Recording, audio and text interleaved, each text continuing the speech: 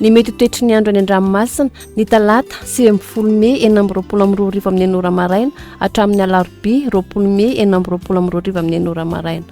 Mila marina ny any an-dranomasina na tsy misy aza mifampitandremana. Ho an'ny morontsiraka atsinanana tanjony bombaomba hatrany amin'ny tanjona ankotsy. Tombanana isorana malefaka indraindray ho avy atsimo na atsimasana ny rivotra ka ho 30 hatramin'ny 70 km isan'ora ahatratra 70 km isan'ora ny alina anonjabe na herin'ny ranomasina avy ny onja 2 metatra ahatratra 10 metatra ny alina noho ny alin-drano ateraky ny faratra azy. Tanjona ankotsy hatramin'ny manoro anorana malefaka any atsimony Toamasina ho avy atsimo na atsimasana ny rivotra ka ho 20 hatramin'ny 30 km isan'ora anonjabe ny ranomasina avy ny onja 10 hatramin'ny 2 metatra.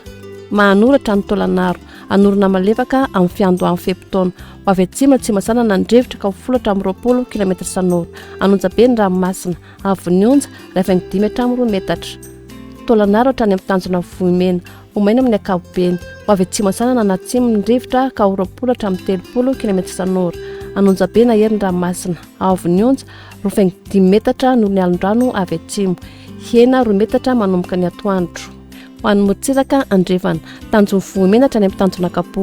andramona amin'ny tsitokotoko ho avy atsimasana ny rivotra ka ho 30 hatramin'ny 20 km isan'ora ahatratra 20 km isan'ora indraindray any amin'ny tapany atsimo manomboka ny alina anonjabe na herin'ny ranomasina avy ny onja 15 metatra noho ny alin-drano avy atsimo hena 2 metatra izany manomboka ny atoandro. Tanjona kapohatra any amin'ny tanjona filanandro andrahona vitsy ho avy atsimo ny rivotra ka ho 10 hatramin'ny 20 km isan'ora ahatratra 30 km isan'ora indraindray ny alina ho avy andrefana kosa ny atoandro ka ho 10 hatramin'ny 20 km isan'ora adiny mpanonja nanonjabe ny ranomasina avy ny onja 10 metatra. Tanjona filanandro hatrany nalalava andramona amin'ny tsitokotoko na andrahona vitsy ho avy atsanana ny rivotra ny maraina ka ho 10 hatramin'ny 20 km isan'ora ho avy atsimo andrefana kosa ny tolakandro ka ho 20 hatramin'ny 30 km isan'ora adiny mpanonja ny ranomasina avy ny onja 15 hatramin'ny 2 metatra.